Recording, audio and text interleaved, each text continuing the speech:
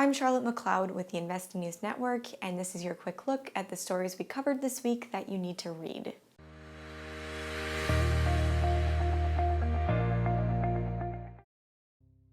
Precious metals were in focus this week in the resource space, with gold breaking $1,550 and silver passing $1,850.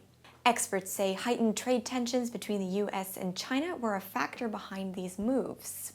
They also pointed to other issues as contributors, including declining interest rates and concern about economies around the world. The gains for gold and silver prices came midway through the week, and both were below those levels at the time of this recording.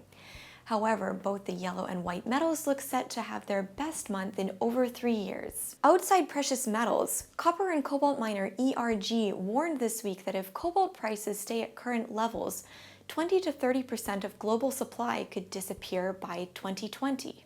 Major miner Glencore recently announced plans to pull the world's largest cobalt mine out of production, and ERG said that in order to replace lost supply, the market will need a short-term sustained cobalt price of $15 per pound and $20 in the long term.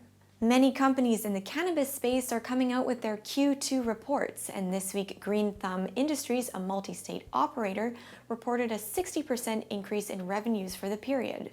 Its revenues came to $44.7 million, and the company credited the increase to its acquisition of high-volume shops in Nevada.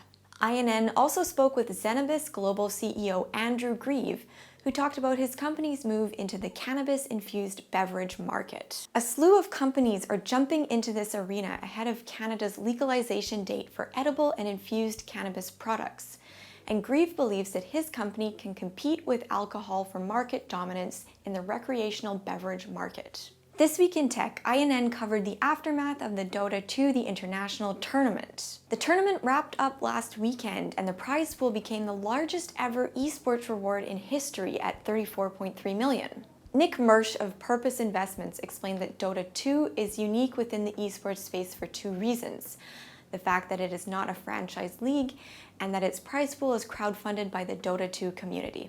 In the life science space, Johnson & Johnson was ordered to pay $572 million for its role in Oklahoma's opioid crisis. The landmark decision, which was handed down by a state judge, says that the company conducted misleading opioid marketing. That's all for this week. Tune in again next week when we share more of what's going on in the resource, cannabis, tech, and life science industries. In the meantime, you can subscribe to our YouTube channel, follow us on social media, or click below to see our free report or any article mentioned in this video.